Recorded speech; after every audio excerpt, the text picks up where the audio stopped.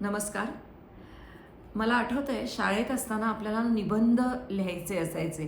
बहुतेक शेवटचा प्रश्न निबंधाचा असायचा आणि मग विशिष्ट विषयांसाठी आपल्याकडे काही वाक्य तयार असायची. म्हणजे निबंधाची सुरुवात आणि शेवट काहीतरी छान व्हायला पाहिजे म्हणून आपल्या सगळ्यांकडे काही एक वाक्य तयार असायची. आता ती कोणत्या निबंधासाठी तुम्ही कोणती वाक्य लिहायचा हेही मला जरूर सांगा. पावसाळ्याचा निबंध असला की मी नेहमी लिहायचे नेमेची येतो मग पावसाळा, हे कुठेतरी त्या निबंधात यायचंच. तुम्ही काय लिहायचा तेही सांगा बरं का मला. तर ही ओळ ज्या कवितेतली आहे ती कविता मध्यंतरी माझ्या वाचनात आली, तर ती कविता आता आपल्यासमोर मी सादर करते. सृष्टीचे चमत्कार, श्लोक उपजाती. बघा, फार सुंदर कविता आहे, अतिशय साधी सोपी पण इतकी गेयता आहे त्याच्यामध्ये. वैशाख मासी प्रतिवर्षी येती, आकाश मार्गे नवमेघ पंक्ती.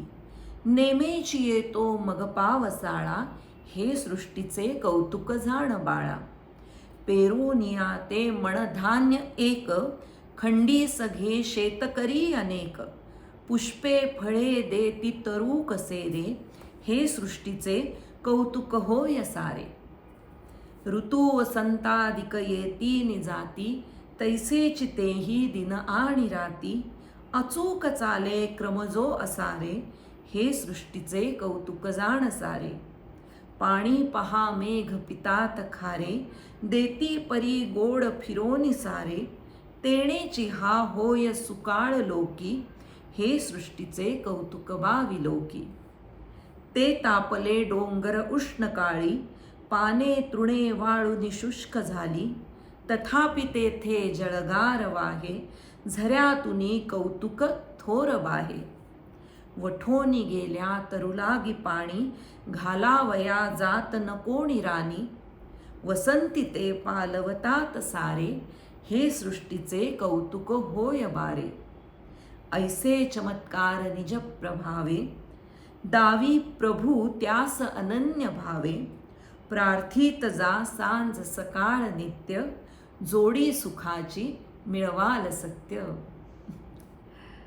कुठेही बागदार वळणं नाहीत, वळसे नाहीत, काहीतरी गूढ असा अर्थ नाही, पण सहज सोपी प्रेमळ वाटावी अशी ही कविता. आणि त्यात गेयता तर इतकी छान आहे की एक दोन चारदा ही सलग आपण जर म्हटली ना तर त्यातलं कितीतरी ओळी आपल्याला पाठ होतील, कारण त्याला एक चाल आहे त्याची स्वतःची, त्याचं वृत्त आहे स्वतःचं.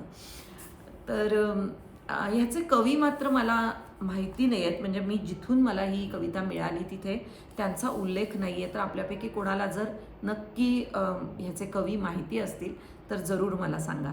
धन्यवाद.